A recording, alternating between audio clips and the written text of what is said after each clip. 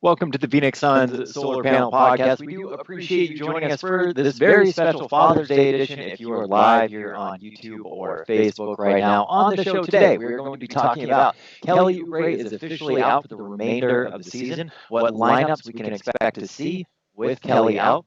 Will the Suns use their open roster spots for the season restart? Tyler, interest from the Rockets, the Yacht Club, and more. My name is Tim Tompkins. As always, Mr. Greg Esposito. Ahoy, hoy.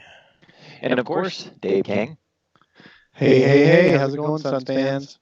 So listen, apart from it being Father's Day, and a very, very happy Father's Day to you both, you're both true inspirations to me, and you have a lot to be proud of. But today is also the 200th episode of the Sun Solar Panel Podcast. That means that we have spent roughly 200 Saturdays together, gentlemen. Yeah, I was going to do the math about how many hours 200 hours equates to. It's a lot of days. It's just short of 10 days. Do you guys realize that we've spent 9 some odd days of our lives doing this show? Greg is regaling us with his math skills with a Z. That you got to put a Z on the end of that one. It's pretty easy. It's pretty easy. 200 into 24-hour days is roughly around. Wow, good for you, Greg. It's real easy when you do the math. You go, oh, so 20 divided by 10, and there's 10. 4 separate hours. Not there, so. It's at least 10. So good job, man. Hey. Yes, I'm very happy that we've been around for 200 episodes. It's amazing that we have figured out ways to talk about the I think we have more episodes than wins for sure for the team. Yeah, by far. And we only do one a week. What are we looking at? I mean, there was a 19-win season, a 24-win season. I mean, we're well beyond beyond how many wins we've seen compared to episodes we've done. The Suns have a lot of catching up to do to catch the number of episodes we've done. So, yeah, but we are working hard. We're always here. We're here for you, folks. We're not fading out. If we haven't faded out yet, we're not going to be fading out in the future. You're going to see Greg with his gray hair matching me in some years in the future. I'll probably start forgetting who I'm on the phone with in the future, but we'll still be potting. We're still going to be potting. By the way, TC Pratt in the chat tells me my math is terrible. It's 8.5 days. So what do you want? I'm not a mathematician. I was giving him the benefit of the doubt. I went to the University of Arizona. It's not known for its math in the program I was in.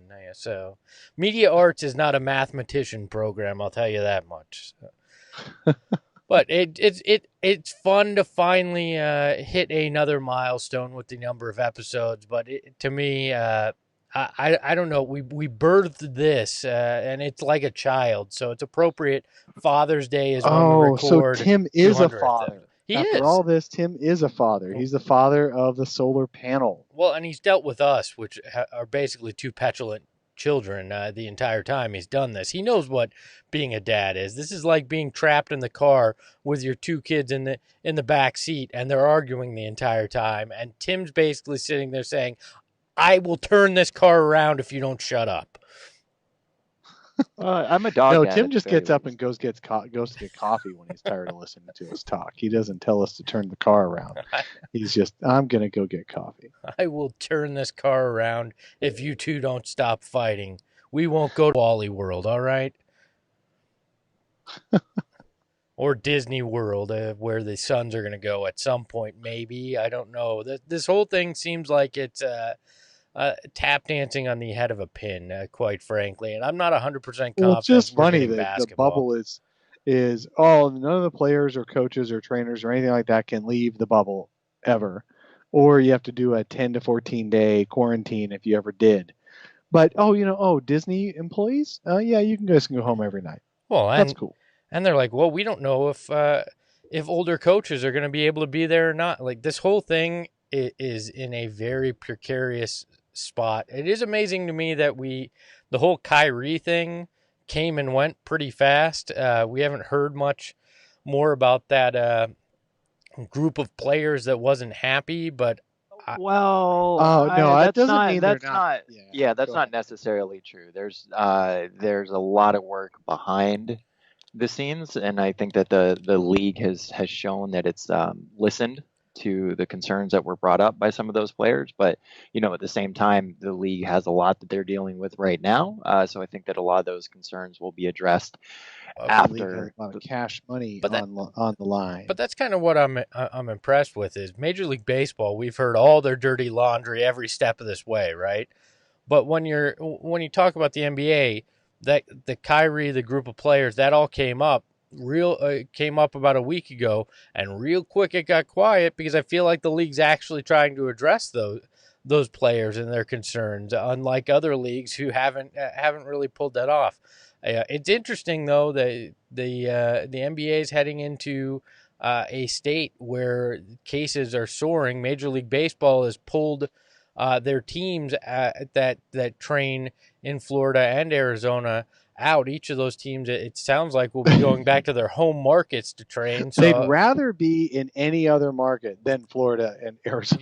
yeah, than our markets where Tim is and where we are. But Even our own Diamondbacks are probably thinking, yeah, where can we go? where else can we be? So this whole I don't know. Do you guys feel like we're going to see basketball? Because I am less Yes. confident than I was 2 Nope. weeks ago for sure. I feel like for sure we're going to see basketball. I feel like they're all going to congregate there, and it's going to take a massive outbreak among the teams before anything gets canceled. There's not going to be any preemptive canceling. The question is, what is massive? What is the deciding number of sick players? They have to have some kind of stones to be able to withstand a few. What's the number? Is it 10? Is it 5? Is it 20? Is it 1 per team, 2 per team?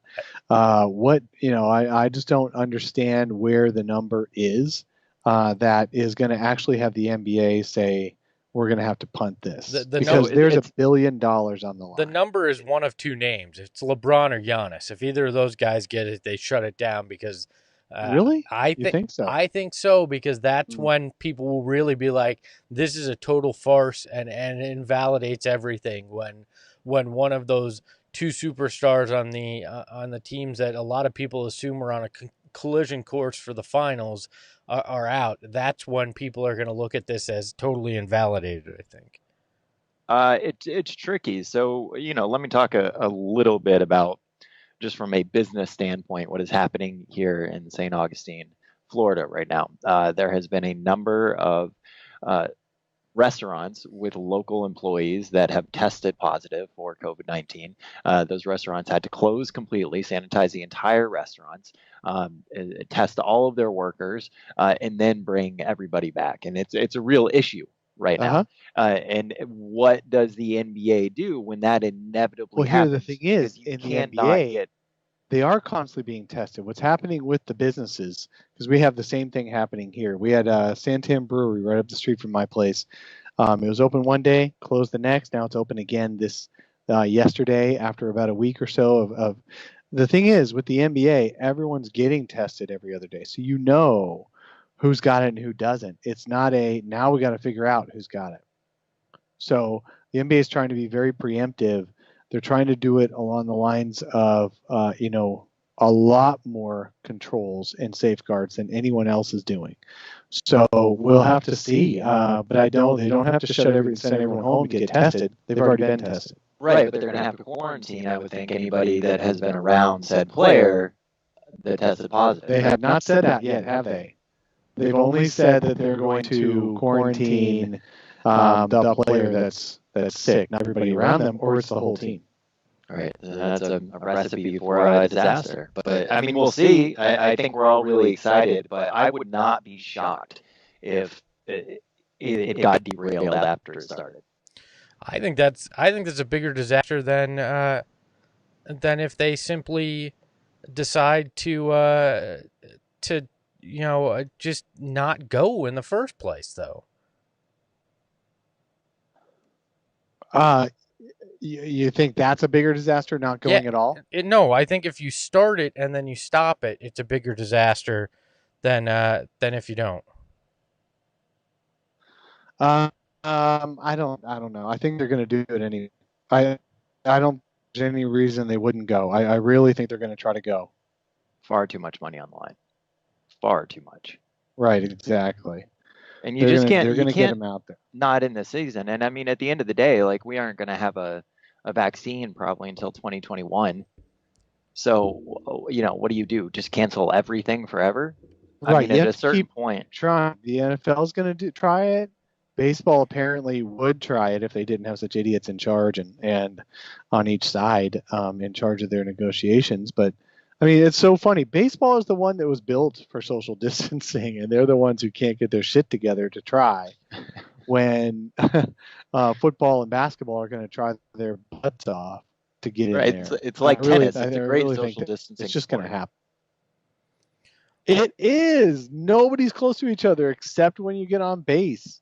And then you can still, they can just say, hey, you can't hold me. You can't hold me on base. Baseball, no throws to first. Baseball basically screwed themselves. They should be playing starting next week. It should be, they should be dominating sports talk right now, and they are, just for all the wrong reasons, because they couldn't get out of their own way. And that's you're encouraged by how smooth things have gone for the NBA, but I get at some point you have to accept what the risks are, but I wonder, it just feels like something could catastrophically go wrong with this whole plan. The only reason they're pushing so hard is because of the money. I mean, if revenue was still coming in and they had the choice to play or not play, they're not playing. The only reason they're doing it is because of the money sitting on the table. And I mean, the only reason those waiters and waitresses are going to work is for the money. Yeah, we know. Yeah, and it's just, what's the point? I mean, let's not. Can we state anything more obvious? The only reason I've ever had sex is because I have a penis. I mean, yes, of course they're playing because of the money. I hope there's that's no not other the only reason to play. Your two kids just got really insulted on Father's Day that you said that's well, they're not my 3 actually, and they're not listening anyway. You have 3 kids? Jeez, Dave. Oh yeah. Yeah, I mean it's true, Greg, that the reason I go to work is for the money. Yes. Yeah. The point is, but you're working from your home office. Me too. You're not, I go to work for the money you're too. You're not risking your life potentially to go do that. Construction workers are. Yeah, I know. People are doing anything that isn't sitting behind a computer. If I had a different job, I'd still be going to work for the money. But most people that are doing it are essential. NBA players are not essential. We're putting people in a bubble for our own entertainment. Look, Greg, they're doing it for money. Stop acting like this is newfound information. But people like to act like sports isn't. The dirty secret about sports is it's always about money. It's never about the fans. Like we all it's never. know. But they do it for a living. That's their job. It is for the money. I get it. No surprise. This is no secret. But I feel like some of these players, and we saw it. Some of these players are coming out and saying they don't care about the health side of this. They just care about the money side of this. And this bubble isn't as safe as people think it is. Now, I give the NBA credit because they're the one sport that seems to be, and the NHL to some extent, seem to be the sport that actually is trying to figure out a way to mitigate it, where the NFL is and MLB is just like, well, we don't care. You guys are going to travel. You're going to go to all these cities. We're going to hope this works out. But they're making it blatantly clear this is about the money, and we don't care about the health side of it at this point. So this is just a very, I think, a very tenuous situation. To your guys' point, we'll likely see basketball, but do we see it all the way through to the finals? That's a big question. And I don't know if the NBA be fascinating, and we're not going to be able to turn away. No, I don't know if the NBA will come out and say, if X number of people get this, we will not continue, or if it'll simply just be, I don't know. It'll just come to a point like it did originally that caused the stoppage, where they're just like, okay, we're out. This is too many people. We can't guarantee safety. We don't feel comfortable. Yeah, that's we're my done. question. Is how many is that? Yeah, I know you said it's LeBron or Giannis, but I don't think so. I think it's got to be a critical mass. Yeah, I mean, though obviously, look, the worst thing that could possibly happen is that someone in these traveling parties, especially once they start adding family members and things like that, ends up passing away. But short of that, I mean, you've got I haven't hardly been outside in 3 months. I have asthma. I've got a couple of close people in my circle, and I've got my family that I've barely seen. This is Father's Day, by the way, and this will only be the second time I'll have been in the same space with all three of my daughters in months, and that usually doesn't happen because they're all working in public, and so I don't want to triple the risk of getting sick myself. But anyway, what I was trying to say is that I believe in this virus. I don't think it's this hoax thing. I wear a mask and all this stuff. And yet even I know that younger people are much less likely to pass than people with underlying conditions and older people. It just isn't likely. What's happened is that you're going to get sick. It's going to be worse than the flu, probably.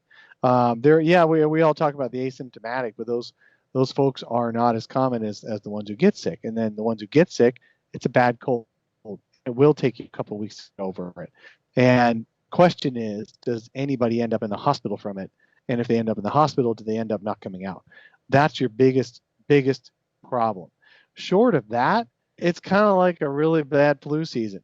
You don't shut down the NBA for flu. Now, I don't want this to sound like I'm a conspiracy theorist that we're faking this coronavirus, because we're not. It's a huge problem, and it's much more transmissible so much more quickly than anything we've had before. But having said that, I think you can survive a bubble with a few sicknesses if you're constantly testing. But how do you? I do think that can happen. Other leagues around the world. I mean, Bundesliga, I think in Germany is doing well. You know what's so funny is I saw that the Germans, they're just following the U.S. Epidemiologist's advice, and they're doing just fine.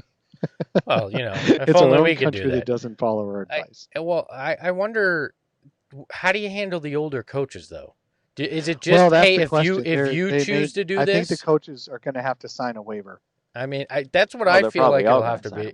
But I feel like these coaches are going to have to do something extra, because the league seems to be hesitant and rightfully. Wear a mask? I don't know. Maybe wear a mask, but I don't know if it'll be an extra strong waiver, like more legalese in there than everybody else.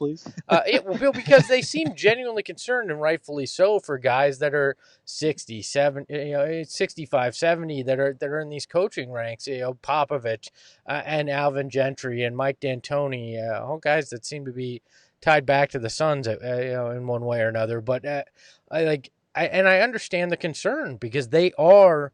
Even if they're healthy right now, they are in the population that's most affected by this, and could you imagine, God forbid, one of these guys gets it and something serious happens with them? Who knows without what could come of all that? So I think they're going to have to make the choice, and there's going to be a lot of legalese. I mean, there's going to be a lot to cover them, and I guarantee you that every one of these coaches is going to sign it, because you know what, unfortunately, it's a world of sports, and unfortunately, this becomes a how tough am I question. True. This is the big problem with all this, is that you're going to have everybody, if for players that don't go because of the chance of getting sick, they're going to get vilified. Rightfully, obviously not rightfully, but consciously or subconsciously, they're going to get vilified. It's a pipe laying contest, and I really think that these coaches are going to all sign any waiver, and then they're not going to be as protected as they should. They're not going to wear masks because they have to be able to yell out to the players during the game. I did read something where only people in the second row are going to be required to wear masks, coaches and players and supporting staff and all that. But first row people are not. Which is hilarious, because the people in the second row are already socially distanced and not going to be dealing with people. Well, and then they're going to allow players from other teams in there. I don't know if they're going to be required to wear masks while they're in there. But I love the One Ring. Have you guys seen this, what is it, Oubre or something like that, some brand? Yeah.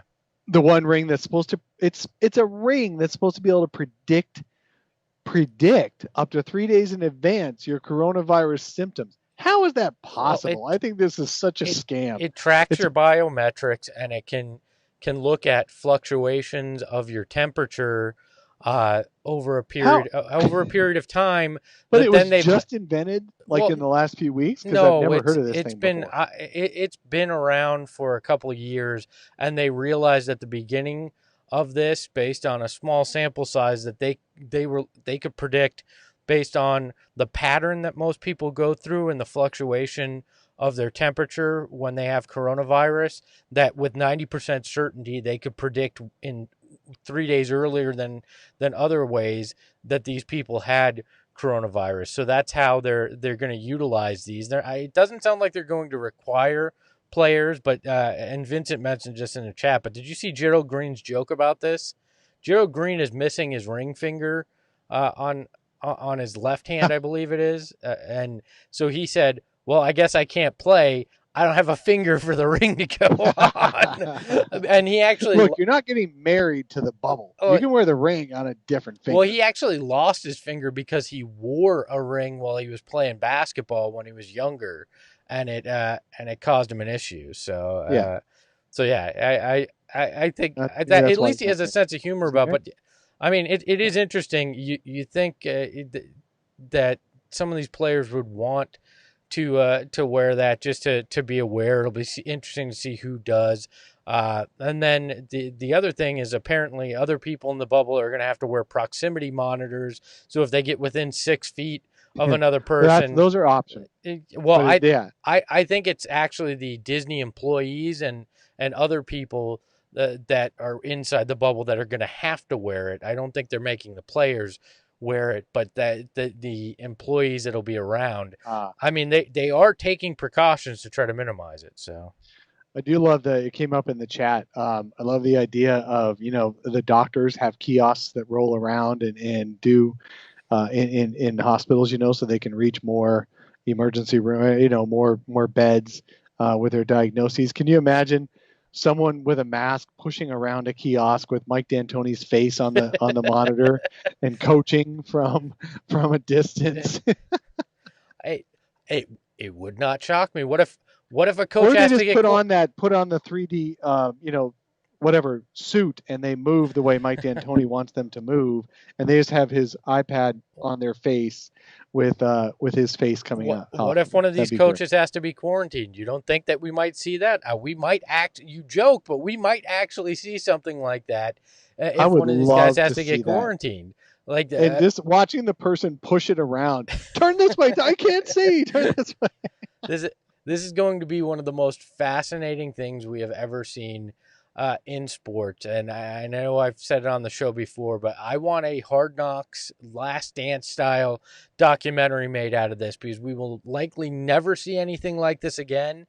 And it's going to have so many behind the scenes stories that are going to be more fascinating than probably what we even see on the court. I am, from a social experiment standpoint, this is going to be one of the most unique things that we've seen. And as long as everybody stays relatively healthy, it'll be great entertainment. The second that goes the other way, we're gonna have to figure out things for sure. Man, I really want to see a documentary where we can see how much time these guys spend together. They're in quarantine for the first 6 weeks. It's not even families or friends. It's just the players and coaches and trainers and stuff. And man, they're going to be spending 24/7 hanging out with each other, smoking cigars like Michael Jordan in The Last Dance, playing cards. Tons of poker going to be played. They're going to go through a lot of decks of cards. How much money are players going to lose gambling with each other? Yeah. But also, how many new super teams are going to be formed? That's true. I mean, you've got it was the 2012 Olympics that shoot, I forget. Anyway, most of these Olympics have had super teams kind of formed during them, because that's when players do hang out together for periods of time. This is going to be more intense and longer. This is Devin Booker's greatest recruiting opportunity ever. He should be looking at Orlando as also much about the greatest recruiting opportunity for Devin. But I don't think we're at a point. I think Booker is still in the mindset that winning in Phoenix is what he wants. And if he should be looking at this as not only the basketball being important, but everything he does talking with these guys and trying to convince them that it's time to join up in Phoenix with what they're building here with Mikal and Deandre and him. This is huge for the Phoenix Suns' future, and I think he can have a big impact on what they're able to do moving forward in free agency or even potentially trades. He needs to be thinking in that mindset. If he's a superstar, it's time to start recruiting guys to come join him, and I hope that that's what Orlando in part is able to do. Now, I've seen the roster of teams at the Yacht Club, and I know we'll talk about it. I'm not sure those are the guys you want to recruit, but at least at least he'll have an opportunity to talk with some of these guys. Well, there's also, there's two other hotels that are not far from each other, and they're going to be able to hang out at other hotels too. But you're right; they're most likely going to make closest friends with the ones at their hotel. That's true. And the Suns Yacht Club hotel is going to be forever known as the not quite good enough for the playoffs group. So hopefully the Suns are not in the Yacht Club for too much longer, and at least in a club for the rest of for the rest of our fandom. 9 through 12 will forever be known as the Yacht Club in both in both conferences, in both leagues. Exactly 9 through 12, the Yacht Club. So these guys are going to make a lot of friends, and it's going to be funny because players are going to be allowed to come and watch other teams' games. And so it's going to be funny with us trying to use that as these are the great friends that are being made. Oh my gosh, all of a sudden you see this guy with that guy, and now they're the new super team. And it could just be that they were available because their teams weren't playing. It has nothing to do with who the real super friends are going to be in the background when games are not being played by anybody. So we're just going to have so much speculation coming out of this bubble, and the players are going to have fun with it in that regard. What I wonder is, what are the players going to do about the social unrest while they're in the bubble? Because Kyrie did make really strong comments, and he is right that there is a chance that all the games suddenly being played again, like a summer league or like a Saturday afternoon playoffs, where there's 4 games in a day, we're not going to be thinking about the social unrest anymore. We're going to be thinking about who scored what, and how do the players keep that going? Well, will be a question. The league should take a page out of, I believe it's the Premier League, that's playing with, instead of players' names on the back, it says Black Lives Matter. There's an opportunity, since you're not going to have team courts likely, at least for this beginning phase. It should be utilizing court space to promote messages of equality. There's all sorts of things that the league needs to step up and do to keep this at the forefront, even when games are going on. Because I'm sure warm-up gear too. Yeah, you're not going to have as many eyes on anything else as you will the NBA when they come back, and it'll be people of all different mindsets. So if you're going to have an opportunity to be front and center there, and I assume that's part of what the players are trying to include in whatever this final agreement with the league looks like on how things come back and what they're going to do. I guarantee we're going to see things like that, because this has always been one of the most socially conscious leagues in sports, and I don't think they'll miss the opportunity to try to have an impact. Yeah, I'm really curious how that's going to play out for sure. Hey, let's talk about Ricky Rubio a little bit. Okay. So Ricky Rubio, the Suns tweeted this out. I thought it was pretty interesting, and I'd love to get your guys' thoughts on what kind of impact, if the Suns do move on, that he could have on the team. So since the All-Star break, Ricky Rubio ranks number 1 in the NBA with 10.4 assists per game, and third among steals at a little under 2.5. He's had 10 games with 10-plus assists and 1 or fewer turnovers over the course of the season. First in the NBA this season, and tied for the most in Suns history. In this season, the Suns also ranked first in the NBA with 27.2 assists per game, which is the most in franchise history since 1993-94. If the Suns do make it past or make it into the postseason, what kind of impact do they need to see from Ricky Rubio? I really actually think Ricky Rubio is tailor-made for this. He's been playing international ball after some time off for the last probably 15 years of his life. He knows all about this, and he knows how to manage his body. He doesn't play with incredible athleticism, although he does have quick hands with his leading third in the league in steals. I think he's tailor-made for this. I think Ricky is going to be, if the Suns win some games, especially their first 3 games are the important ones.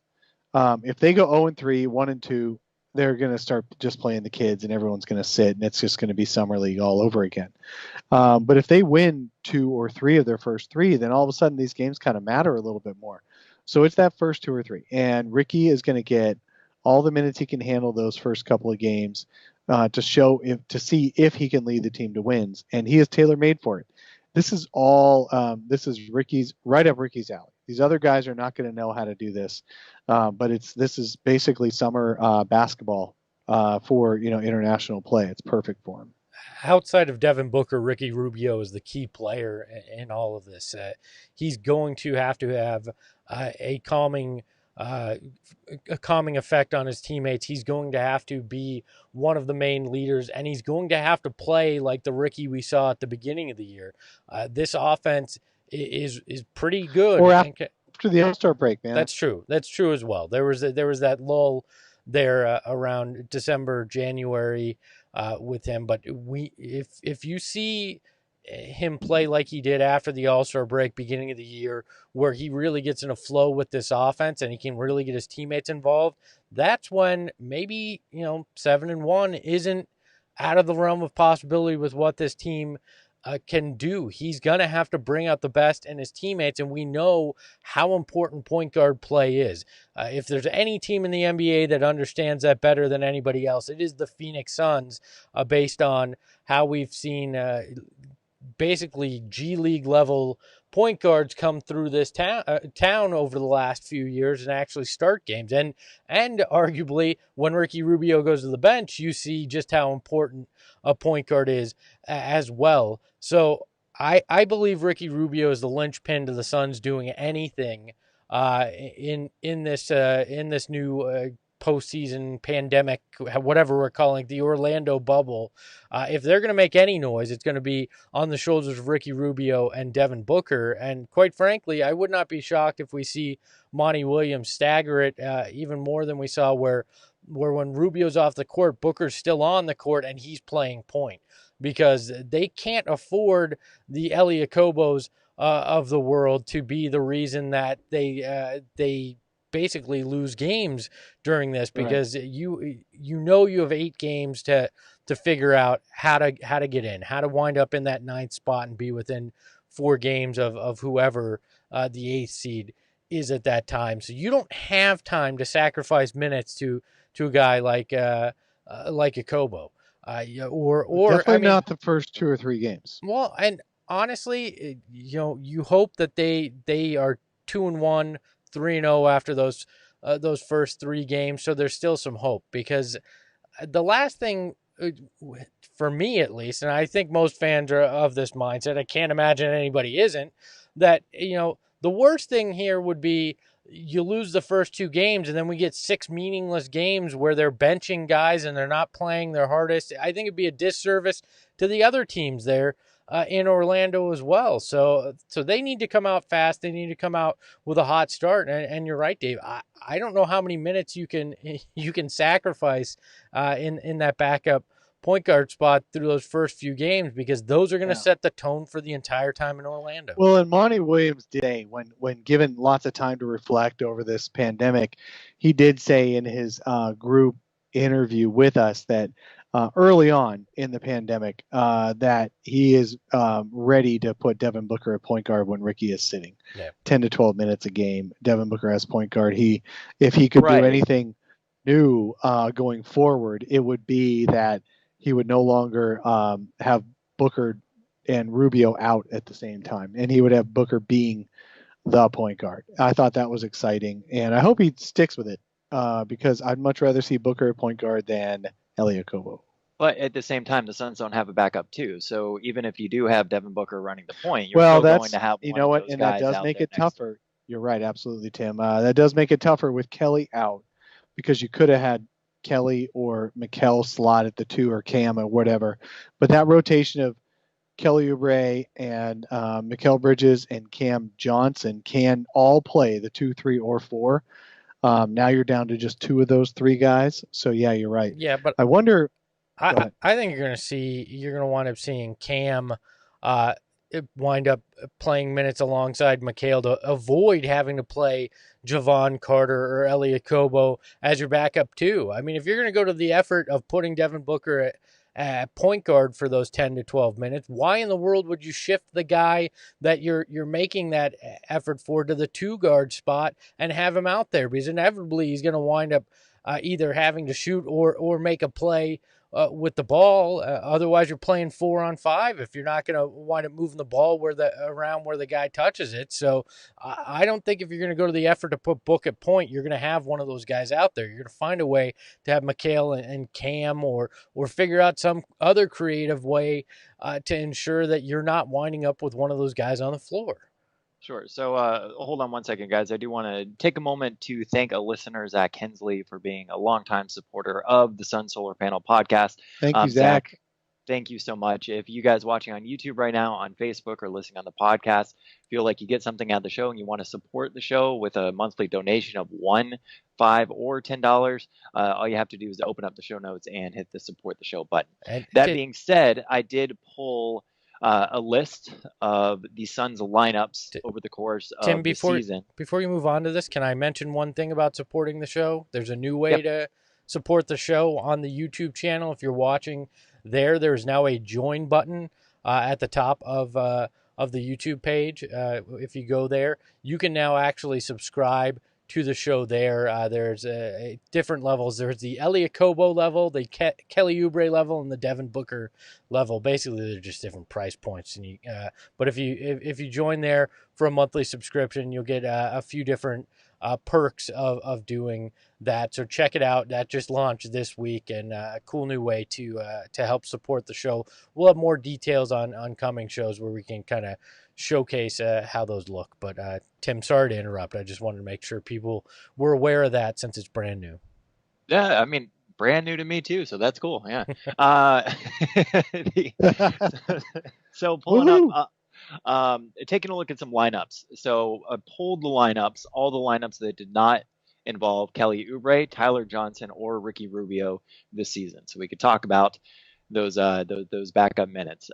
There's not a lot that were played together. The total amount that any of these 5-man lineups were played together was 28 minutes. So let's talk about some of the top ones. I want to get your guys' thoughts. We'll talk about the net ratings, positive or negative. Wait, who's this without again? Tell me again.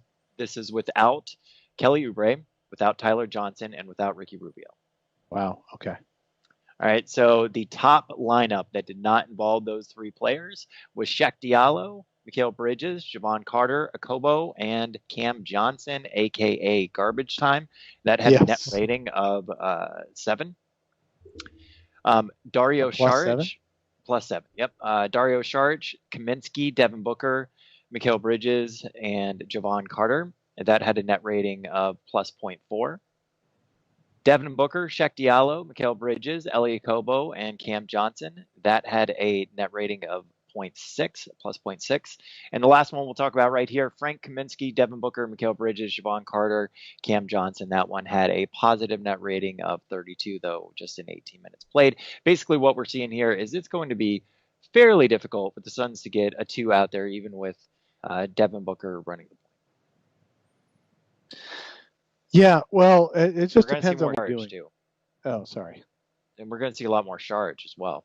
I mean, I would imagine Saric. Yeah, well, I'm hoping we see more Frank. Look, I love Dario. I love watching him play when he's really focused in, and when he gets a chance, he just tries hard. He's a rumbling, bumbling guy, but he tries hard. And then Frank is hopefully healthy again. And we haven't seen Frank and Deandre Ayton play together this year because they haven't been available at the same time. Basically, Frank went down when Ayton came back. So I'm curious because Frank will stretch the floor a little bit. TC brought this up that, that just means we can play Saric and Frank a little bit at power forward. So Mikal and Cam can get wing minutes when Devin Booker is playing point guard. And that'd be really interesting to watch. I think there's a lot of lineups we're going to have to try out without Oubre out there, basically. And none of them have too many minutes because Oubre played almost every game. He did play every game until he got hurt there at the very end, right before the pandemic started. So it's going to be a trial, and the Suns aren't going to have much time to figure it out. Because let's talk about the schedule real quick. This coming week, so today is the 21st of June. Tuesday is the day on which players have to by which players have to say if they're not going into the bubble. The 23rd, Monday, is the day. There's the 2-day tomorrow. I think so. 22nd. Have I got my days right? You're off by a day. Tomorrow's I'm the 22nd. off by a day. Tuesday is when the players have to have reported by and get their testing and stuff like that. Wednesday, Tuesday night at 9, but basically Wednesday is when the players have to have are declared whether they're going to go or not to Orlando. They either don't show or they show. That's so they have to get tested if they're going to go. And then the next day is when the transaction window opens up, so teams can replace those players. Well, there's not many options out there right now for the transaction window because this is not an off season. This is just pick up your 10-day guys. So you're talking about the level of the Jonah Bolden types. Joakim Noah is probably already committed to the Clippers. Anthony Tolliver is committed, sounds like as of yesterday, to the Grizzlies. So there's going to be guys like that, which is basically not the dudes you want replacing your real rotation players. And the Suns are going to be stuck a little bit there if any other Suns players besides Oubre decide not to go. I don't think anyone else is going to decline, but we haven't heard a single word from Dario. I'm curious if Dario is going to be in town and play, or if he's just going to. He seems like the kind of guy who's not going to care. He's going to care more about his health than he is going to care about his "I'm a tough guy" reputation, and so he might actually. That's the one I'm on the fence on whether he's going to show up, but it looks like everyone else is primed, and then we'll see who gets. With a haircut like that, it's pretty obvious Dario Saric doesn't care if he has a tough guy reputation or not, right? I think the hair goes. He went, nah, I'm good. I don't care if I look tough or not. To your point, though, you're talking about not much time to figure this out. I think one of the underrated things about this hiatus is it's given a guy like Monty Williams, a head coach like Monty Williams, the time to sit there and look at tape and try to figure out lineups and think about those kind of things. So unlike other years where you had inexperienced head coaches running the Suns, you have a guy that's been in the trenches, that knows how to do this and has had a lot of time to strategize. So I hope that is a benefit where he already has a lot of ideas on how these rotations are going to look and operate, and that he's studied. Fortunately, no time to test them, right? Well, that's true. That's the bad part. I mean, you can kind of, lineups are matchup dependent as well. I mean, Mm-hmm. Yeah, well, that's very true. I mean, you can't anticipate what other coaches are going to do. Monty has proven anything. It's that he matches up his lineups to his opponents. Yeah, that's what he's done this year. And they also technically don't even know who their opponents are. There's been rumors about what it's going to be, but we haven't seen an official word on what a schedule is going to look like. So you haven't had a whole lot of time. I heard they want to be able to put the schedule out by early to midweek. Yeah, which you hope would be the case, and you'd hope that the teams have had kind of an idea, but still, that's a hindrance because you haven't been able to prep as to what those first 3 or 4 games you're looking at will be of those 8. Now, have we gotten any word on just the amount of friendlies that'll be played ahead of time? I heard they're allowed to play up to 3 intra-squad scrimmages the week before games officially start. And I think it's only against teams in your hotel, if I read that correctly as well. Did you? Yeah, to try to limit. Are they going to play in like one of the ballrooms in the hotel or something? They might. It wouldn't shock me. This is just weird. So yeah, I'm sure there's probably a little court outside the Yacht Club that they got to go play on. Outdoors. Yeah, outdoors. So. I mean, I wouldn't mind seeing some park ball. Anthony in the chat says over under the amount of games before we see a Frank, Dario, Akobo, Diallo, and Ty Jerome lineup. I hope it's Game 5 of a playoff series when they're getting blown out in the first round. See, Greg, you almost went all the way there. You didn't quite go full Monty. No, Game 5 of a playoff series in which they're up by 30. Yes, I could go fully crazy if you'd like. I am in the padded room, but look, you hope you don't see it at all, because you need 7-1, 8-0 to be in the conversation, and I'm feeling optimistic. Now that all could change after Game 1, but after seeing what this team could do early in the year, knowing they're relatively healthy, and we'll get to that part of the story here in a second, I hope we can see this team make a run. In reality, we're probably talking Game 5 is my guess. That's when maybe they're 3-2 after 5 games, and the reality is you're not going to make it, so you're going to mitigate minutes you're putting on certain guys. But I'm really hoping Devin Booker and Ricky Rubio, Deandre, and they find a way to will themselves into this picture through at least the last few games. So how are you guys feeling with or more importantly, how do you think the Suns are feeling with Kelly Oubre not playing?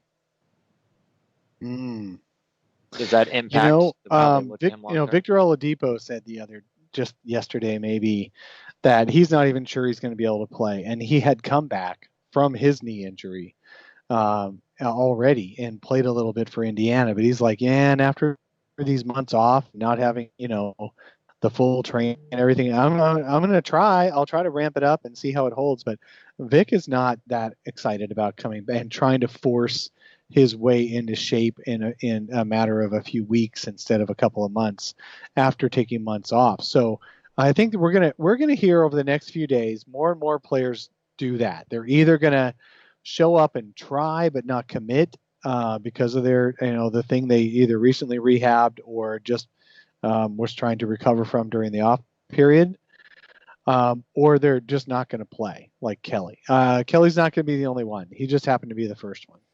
Look, I don't know how the team feels. I tried to ask around. I didn't get very much insight in terms of how the group is feeling about the decision by my sauces aren't particularly great right now, but so I couldn't get a real feel. But personally, I look at it and I feel like if you were upset about the Suns benching guys to improve their draft stock, you should be upset with Kelly Oubre sitting himself down now. And if you were fine with the Suns doing that, you should be okay with Kelly Oubre making this decision, because it comes down to I believe he's making the decision that's best for him long term to protect his health, protect his health in terms of his knee, not in terms of coronavirus, because he will be in Orlando, but also protecting his earning abilities moving forward, because he's going into the last year of his contract. And I think he full well understands a second injury to that is going to impact how much money he's going to make going into that final year of his contract. So for me, this is very much about what's best for Kelly Oubre. And I get it. I understand it from that aspect. You're trying to protect your future earnings. But it's very much like when the Suns shut down Eric Bledsoe and Devin Booker and all these guys to get better draft picks. You're doing what's right, best for the future, not necessarily for the present, right? And I understand if people are frustrated, because Kelly Oubre, from everything we heard, has progressed through his injury and didn't get the traditional rehab.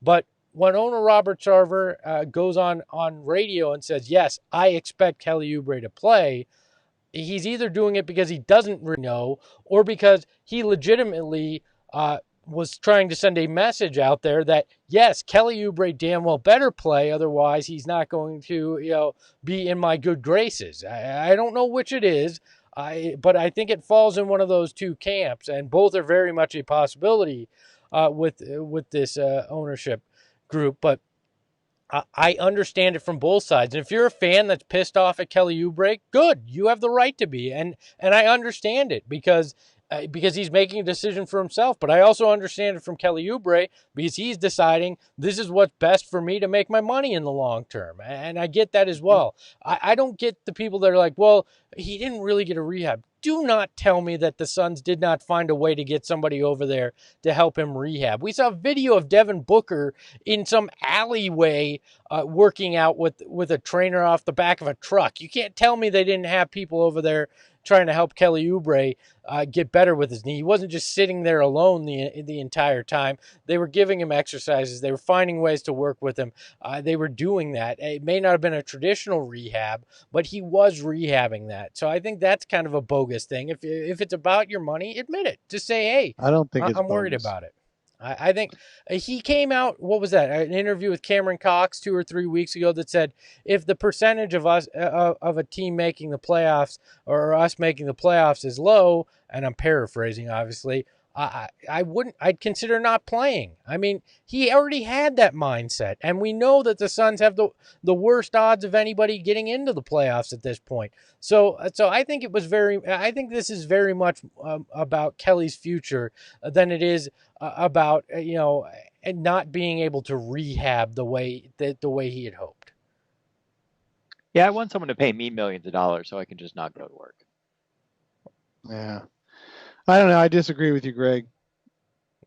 I mean, I think it is partly about money and probably a lot about money, but you can't discount the lack of rehab time. Blueberry points out that he did see Kelly Oubre doing windmill dunks on social media, which his own social media. He filmed himself. Yeah, but the point is, he can go out there and do that, and he feels good enough to go do it for social media. It's not the same.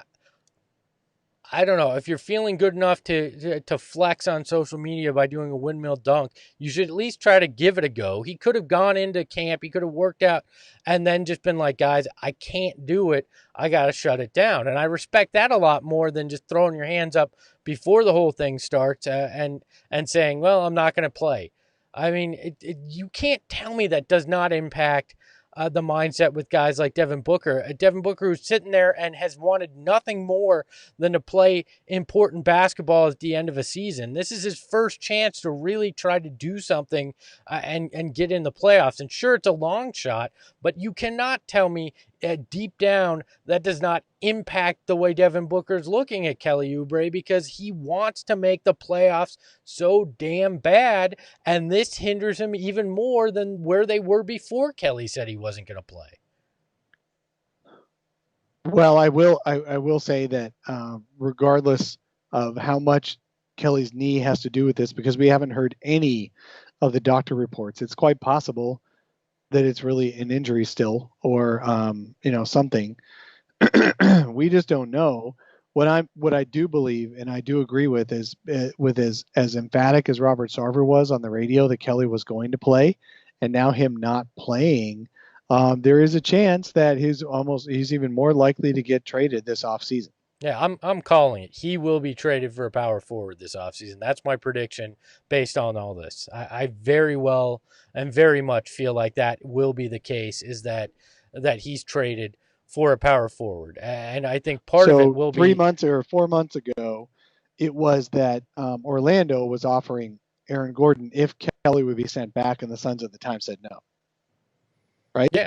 Yeah, that was the rumor. And I think it was they negotiated and couldn't come to a deal. We don't know what all the moving parts are, so there could have been other things that came into play. I mean, who knows? Orlando could have been asking for a first to go with it. It may not have been the Kelly part of it. We don't know, but I still think, and we know how Robert Sarver operates. We've seen him when he feels like he's been disrespected. I mean, there's the guy holds grudges is what basically what it comes down to. So if he really was that adamant and it wasn't him just saying it off the cuff with no real knowledge, then that may impact it as well. And I feel like they're going to deal him for a power forward. Liz in the chat, and hey Duke, Tim is dead. I keep getting kicked off the call, man. I don't know, technology, it is what it is. Liz says, I agree. I was okay with sitting Bledsoe for a better pick, and I'm okay with Oubre sitting to get healed better, especially if the Suns don't have a chance. It's one of those things you definitely want to trust a player when they say that they are, rehabbing because they are not quite feeling well enough to play. At the same point, it is sports and there is a team mentality. You have a player that is choosing not to play, and the Suns need winning players. And, what does this say about Oubre? It can go either way. You can say he's doing this now for his career with the Suns later, maybe. But at the same time, he's leaving his team out there hanging. And the Suns don't have nearly as good of a chance without him. And I think the social media element of it is what frustrates me. If he hadn't been basically flexing on social, trying to show off how healthy he is, and he's done it over the last few months, I might feel different about it. But when you're seeing that, and then all of a sudden it's like, well, I can't go. And it's not even I'm going to try and I'm going to work out with the guys and see how it feels when we get back out there and working with the trainers. It's just I can't go. Well, that's the more frustrating part to me. I get it, and I understand protecting your money and doing what's right for you. And I was in favor of the Suns doing that to get a better draft pick. So I get that side of it too. It's just I think the social part of it is what frustrates me the most. Is you're trying to show off that you're healthy, and then you're not even willing to try to give it a go when the guys come back. But Kelly is going with the team to Orlando, so he is going to be there as moral support. He is still supporting the team, so I don't think he's checking out from the team. No, I don't think so either. I just think it would have gone a long way for him to go, I'm going to try. Because let's be honest, and we'll talk about this, but there's not exactly a guy out there they're going to sign that's going to make any difference. So him saying, I'm not going so they could have a slot to replace him isn't helping their chances. I think it would have gone a lot more if we went a week after this and they go, well, Kelly played and worked out with the guys, was with the trainers, and it just doesn't seem like he can actually give it a go. We're not having this conversation. We accepted at that point because it was a decision that after the medical staff and after trying to go, it's made, and we go, okay, we accept that. I think the problem here is we've seen him on social, and this seems like a decision that he made, and then the comment he made in the media a few weeks ago, you added together, and it just feels off. It doesn't feel as genuine as it might have, and that's the problem, I think, that will be with fans, potentially with media, and potentially with ownership and his own teammates. That's where the problem comes in. If he had been radio silent, came in after a few days with the group, and they said we're shutting it down, nobody thinks twice about it. Oh, whoa! I thought you were going to go a different way. If he had been radio silent this whole time and now shuts it down, that would actually show that he's got a rift with the team. I think he's been communicative with the team, and he's going with the team to Orlando.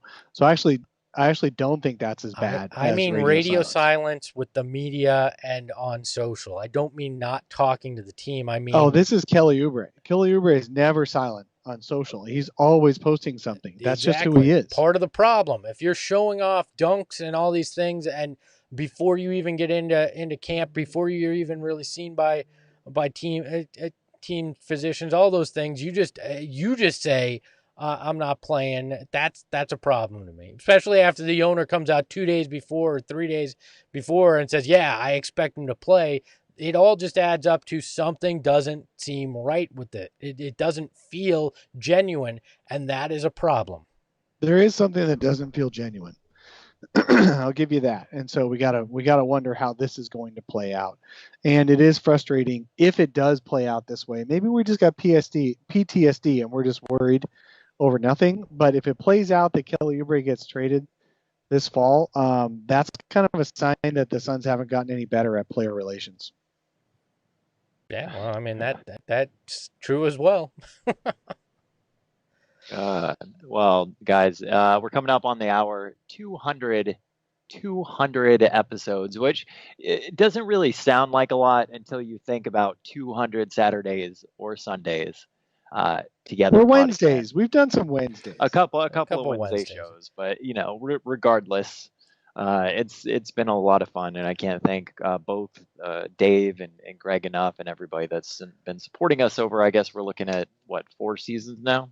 Almost full of 4. It'll be, I think, Is this part of fourth? Yeah, but it's been three year rounds, I think. I think somehow you guys have become, outside of a friend I've had since kindergarten, the longest friendships I've had, and Wow. that's insane. So that's really sad. yeah, it's mostly because we don't see each I'm other really in person. not a good friend of yours. That's really sad. I know. It's because we never see each other in person. We only spend an hour talking to each other, and we can hate each other and while we're talking to each other. So I think that's a way to sustain a relationship. That's marriage advice. Only see each other once a week and do it via Skype, and you can last 200 episodes with your significant other. Think of all like the Suns Twitter beefs that we've lived through. Well, and launched too. I mean, yeah, we grilled a lot of that beef ourselves. Let's be honest. All right. I love Suns Twitter. Well, okay, it's been quieter since the pandemic, but wait till the Suns start playing again, then it'll ramp right back up. What's been this is impromptu, so we may not have thoughts on this, but what's been your favorite memory of the 200 episodes? Wait, top memory of the 200 episodes? Yeah, what's your favorite moment of us doing this for 200 Saturdays? Sundays, whatever days. Dude, I'm old. I don't have any memories of anything. So I think my favorite was when we got Eric Bledsoe on the show, and he admitted the one that Dave and I weren't on. Exactly. That was my favorite. My favorite memory was the one where I was the only one on the show. Let's be honest. Eric Bledsoe admitting before he was traded from the Suns that he was pissed off at the Suns about being benched was a pretty good get for us. But I think the trial of Ryan McDonough, it will forever, even if we do 1,000 of these, will forever be one of my favorite memories, because the trial of Ryan McDonough was fun. It was absurd, and we had to goof off a little bit and showcase the fun that I think is. It's a real shame we weren't on here when the trades of 2015 happened. Yeah, okay. We should, we could go back and do a retrospective on that. We still have a lot of time before basketball's played. We could do a retrospective on the craziness, the chaos that was that trade deadline. How about we do it as if it's unfolding in real time? We act it out as if it had not happened yet, and it's unfolding in real time. That was the trade deadline where it literally broke Woj, right? Didn't he have? Yeah, Woj said, "Oh my God." Yeah, that was his tweet. Like right as the deadline ended, all he said was, "Oh my God," and then there was a flood of. The Suns have traded a third of their roster. We should retro live video that trade deadline as if it was just unfolding, and we could even get all the listeners, all the watchers, to pretend that they're going through it too at the same time. They don't know it, and we could do it with puppets. It could be a puppet theater. What we do, we could just go all out crazy. Where we have a Bledsoe puppet and an Isaiah Thomas puppet, all these puppets, and we just throw them out. A Miles Plumlee puppet. It'll be great.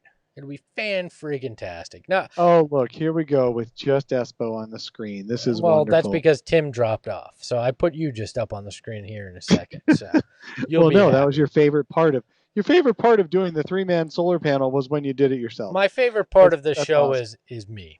And well, I'll just go along with that, and I'll say my favorite episode of the solar panel over 200 episodes is the one that's not numbered that just happened 2 days ago with Amin El Hassan, because it was just me. Hey, there's nothing wrong with being egotistical and liking ourselves. I will say that. By the way, we didn't get to guys that the Suns could add on the roster. I'm just going to throw a name out there to help fill the gap of Kelly Oubre. Gerald Green is available, and I think he's Kelly Oubre light. So he might be a guy that Gerald you Green could bring is not in. A Kelly Oubre.